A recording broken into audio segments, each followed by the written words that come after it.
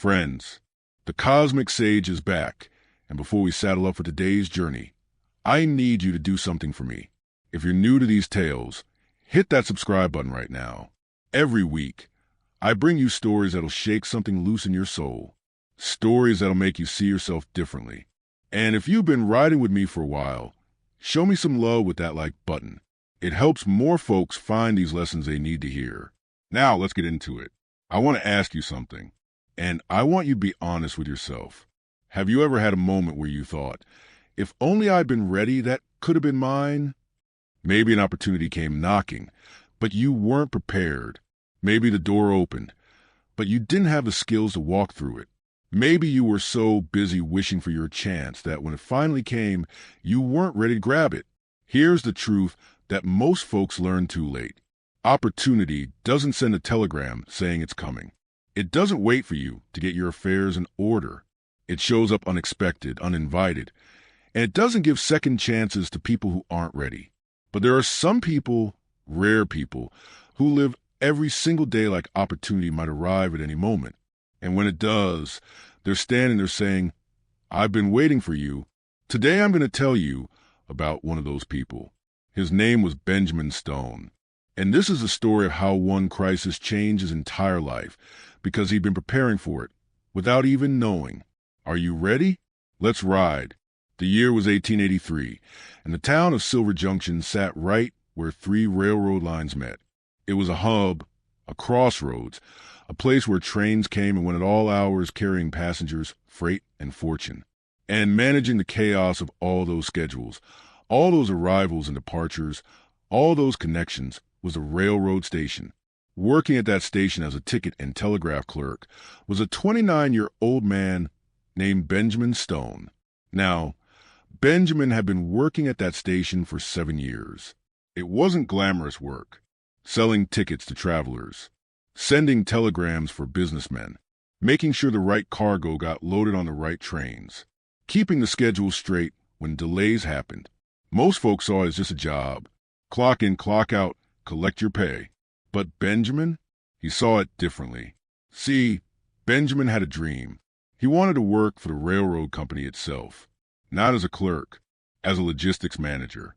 The kind of man who could look at the entire railroad system like a puzzle and figure out how to make it run smoother, faster, more profitable. He'd studied everything he could get his hands on, books about railroad operations, maps of every rail line in the Western Territories, reports on freight efficiency and passenger traffic patterns. He'd taught himself advanced mathematics to calculate optimal scheduling. He'd learned about steam engines, track maintenance, weather patterns, everything. His small room above the general store was filled with notebooks, charts, diagrams, plans for improving railroad efficiency that nobody had ever asked to see. His fellow clerks thought he was crazy. Benjamin, why do you care so much? You're just a ticket clerk. Nobody from the railroad company is going to notice you way out here in Silver Junction. And Benjamin would smile and say, maybe not, but if they ever do, I'm going to be ready. The truth was, Benjamin had learned something from his grandfather, a man who'd survived the war and built a small freight business from nothing. His grandfather told him, boy, luck is just preparation meeting opportunity. Most people wait for opportunity and then try to prepare. By then it's too late. You prepare first, and when opportunity comes, you're the only one ready to seize it. So Benjamin prepared. Every morning, he'd arrive at the station an hour early, not because he had to, but because he'd use that time to study the previous day's operations, looking for inefficiencies, thinking about solutions. During slow periods, while other clerks gossiped or napped, Benjamin would practice mental calculations. If train 47 is delayed by 2 hours in Rapid City, and train 52 needs that same track, and there's a freight shipment that has to connect with the evening passenger line, what's the optimal solution? At night, by candlelight, he'd update his notebooks with new ideas, new observations, new plans. His roommate would shake his head. Benjamin, you've been doing this for years. Nothing's changed. Nobody's noticed. Why do you keep preparing for something that might never come? And Benjamin would look up from his notebooks and say quietly, because when it does come, I won't be the one saying, I wish I'd been ready. What would you do, friends? Would you keep preparing year after year with no guarantee? When everyone thinks you're wasting your time, when nothing seems to be happening. It was a Tuesday in March. Cold, gray sky threatening snow. Benjamin was working the morning shift when he heard the distant whistle. Train 23, the westbound passenger express, right on schedule. But something was wrong. The whistle kept blowing. Urgent, desperate, and then he saw it. The train was coming in too fast. Way too fast. The engineer was leaning out of the cab, waving frantically. Benjamin ran outside just as the train screeched to a stop, brakes smoking. The engineer jumped down, face pale. The telegraph line is down 20 miles east. Couldn't send word ahead. We've got a crisis. What kind of crisis? Rockslide. Massive one. Completely blocked the main eastern line at Harper's Pass. No trains can get through. Won't be cleared for at least 3 days, maybe a week. Benjamin felt his stomach drop. Harper's Pass was a main artery. Everything went through there. Passenger trains, freight trains, mail, supplies. If it was blocked, the entire Western Railroad network would be in chaos within hours. The engineer kept talking, panic in his voice. I've got the railway company's regional director on this train, Mr. Clayton Hughes. He was heading to a meeting in San Francisco, but now he's stuck here. He's furious. He's demanding to know how we're going to handle this disaster. Benjamin's mind was already racing. He knew every rail line in the territory. He knew the capacity of every alternate route. He knew the schedules. He knew the connections. He'd been studying this exact kind of problem for 7 years. Not because he knew it would happen, but because he believed in being ready for anything. Where is he? Benjamin asked. In the station, demanding to talk to whoever's in charge. The station master was gone. Wouldn't be back for 3 days. He'd taken the train east yesterday to visit his sick mother. Benjamin was the senior clerk on duty, which meant this crisis just landed in his lap. He could panic. He could send a telegram to the regional office and wait for instructions. He could tell Mr. Hughes, I'm sorry, sir, I'm just a clerk. I don't know what to do. Most people would have done exactly that. But Benjamin wasn't most people. He'd been preparing for this moment without knowing it. He walked into the station. Clayton Hughes was a big man. Expensive suit. Gold watch chain. The kind of man used to people jumping when he spoke. He was pacing like a caged animal, red-faced and angry. This is unacceptable. A complete failure of communication. Where is your station master? Benjamin stepped forward, calm as a Sunday morning. Mr. Hughes, I'm Benjamin Stone, senior clerk. The station master is away, but I believe I can help you. Clayton turned, looked Benjamin up and down like he was measuring him. You're what, a ticket clerk? Yes, sir, but I've also been studying railroad logistics for 7 years. I know every rail line, every junction, every alternate route in this territory. And I believe I can get your trains moving and minimize the disruption from this rock slide. Clayton's eyes narrowed. Bold words from a clerk. You got a plan, or are you just talking? Benjamin pulled out a piece of paper and a pencil. Started drawing. Yes, sir, I do. The main eastern line is blocked at Harper's Pass. But we can reroute through the northern junction. It's longer, adds about 4 hours to the journey. But the track can handle capacity. We'll need to adjust the schedules for the westbound freight trains to avoid conflicts. I can have a complete revised schedule ready in 2 hours. Clayton stared at him. The northern route? That track is rated for light freight only. It was, sir, but they upgraded it last fall. I verified it myself. It can handle passenger trains now, just not the heavy freight coal cars. And you know this how? Because I read every maintenance report that comes through the station, sir. Even the ones I'm not supposed to. For the first time, Clayton's anger faded, replaced by curiosity. Show me. For the next hour, Benjamin laid out a complete crisis management plan. He didn't just guess. He didn't make it up on the spot. He pulled from 7 years of preparation. He showed Clayton the schedules he'd memorized, the alternate routes he'd mapped, the capacity calculations he'd practiced. the contingency plans he developed for scenarios just like this. Clayton listened, asked hard questions. Benjamin had answers. Finally, Clayton sat back, looked at Benjamin like he was seeing him for the first time. How long have you been working as a clerk? 7 years, sir. And you've been studying all this time? Yes, sir. Why? Nobody asked you to. Benjamin met his eyes. Because I wanted to be ready, sir, in case a moment like this ever came. Clayton was quiet for a long moment. Then he said, "Send your telegrams. Implement your plan. Let's see if you're as good as you think you are."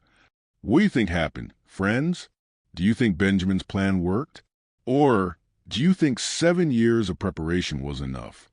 Benjamin sent out 17 telegrams in the next 2 hours, rerouting trains, adjusting schedules, coordinating with other stations. It was chaos, but it was organized chaos. By the end of the day, every train that needed to move was moving. Passengers were inconvenienced, but not stranded. Freight was delayed, but not lost. The railroad kept running. And Clayton Hughes watched it all with sharp eyes. That evening, as Benjamin was closing up the station, exhausted and drained, Clayton approached him.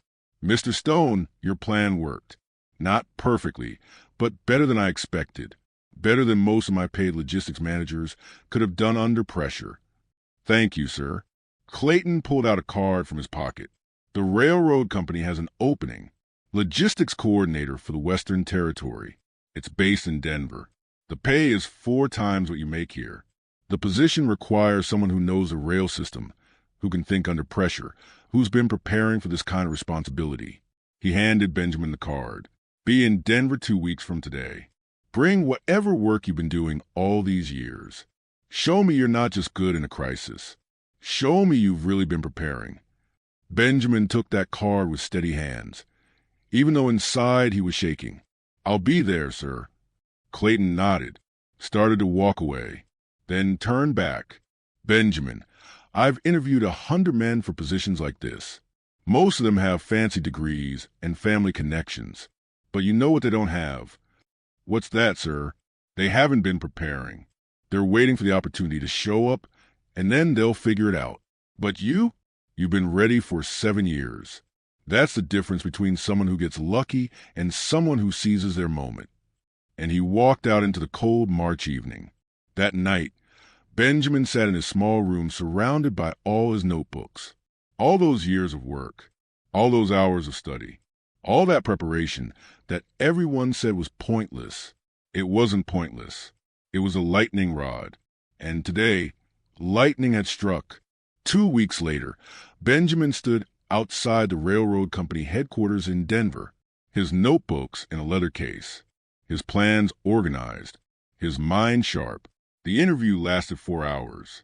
Clayton asked brutal questions, questions that would have destroyed someone who was just winging it. But Benjamin had answers, 7 years of answers.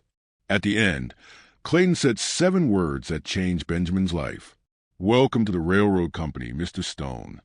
6 months later, Benjamin was managing logistics for the entire Western Territory.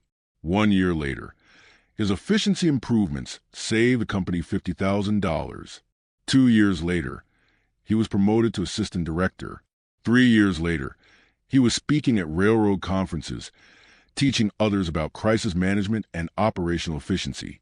At one conference, a young clerk approached him. "Mr. Stone, how did you get so lucky? How did you get discovered by Clayton Hughes?" Benjamin smiled, remembering that cold March day. "I wasn't lucky, son," he said quietly. "I was ready.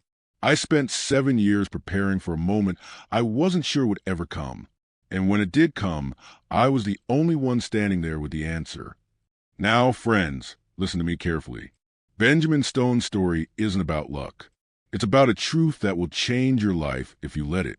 Right now, you might be waiting for your big break, waiting for someone to notice you, waiting for your moment. But here's what Benjamin learned. Opportunity doesn't come when you're ready. It comes when it's ready. The question is, will you be ready when it arrives? Let me give you 3 truths. First truth, preparation is never wasted. Benjamin studied for 7 years. 7 years of notebooks nobody read. 7 years of calculations nobody asked for. 7 years of people telling him he was wasting his time. But when the crisis came, all that preparation became the most valuable thing in the room. Second truth, your moment won't look like you expect. Benjamin didn't get discovered at a job interview. He didn't get noticed because of a resume. His moment came during a crisis, on a random Tuesday, when the station master was gone and a rock slide blocked the tracks. If he'd been waiting for the perfect opportunity, he would have missed it. Third truth, the prepared person wins. Clayton Hughes could have hired someone with connections, someone with a fancy degree, someone from a wealthy family. But he hired the clerk who'd been studying in secret for 7 years. Because when the moment came, only one person was ready. So here's your question, friends. When your crisis comes, when your moment arrives, when opportunity knocks just once, will you be ready? Or will you be the one saying, I wish I prepared? Starting today, I want you to do 3 things. 1, choose one skill that would matter in your dream opportunity. Spend time today learning it, even if nobody's watching, even if it seems pointless. Benjamin spent 7 years studying railroad logistics when he was just a ticket clerk. Do the work anyway. 2, prepare your evidence. Keep track of what you're learning. Organize it. Document it. So when someone says, show me what you know, you don't have to scramble. You can pull out your work and prove you've been preparing. 3, treat every day like it might be the day. Don't wait for the perfect moment. Be excellent right now. Benjamin didn't slack off because he was just a clerk. He showed up early, stayed late, did the work. That's why when the moment came, he was ready. Because here's the truth Benjamin learned standing in that station with a business card in his hand. The world doesn't reward people when they're ready. The world rewards people who were ready before the moment arrived. You can't control when lightning strikes, but you can build your lightning rod. You can stand on that hill. You can be ready. And when that moment comes, when that crisis hits, when that opportunity appears, you'll be the one with the answer. Before you ride off, I need something from you. If this story lit something inside you, share it with someone who needs to hear it. Drop a comment below and tell me what's the one thing you're preparing for, even though your moment hasn't arrived yet. Let's build a community of people who don't wait for opportunity, people who prepare before the moment comes, people who are ready when lightning strikes. And if you haven't subscribed, hit that button right now. Every week, the Cosmic Sage brings you stories that'll change how you see yourself and your future. Hit that like button. It helps more people find these lessons. This is the Cosmic Sage, reminding you that opportunity doesn't wait for you to be ready. So be ready before opportunity comes. Your lightning rod is in your hands. Friends, build it today. Stand on that hill. And when lightning strikes, you'll be the only one ready to catch it. Until next time, keep preparing, keep building, keep ready. The storm is always coming. The question is, will you be ready when it arrives?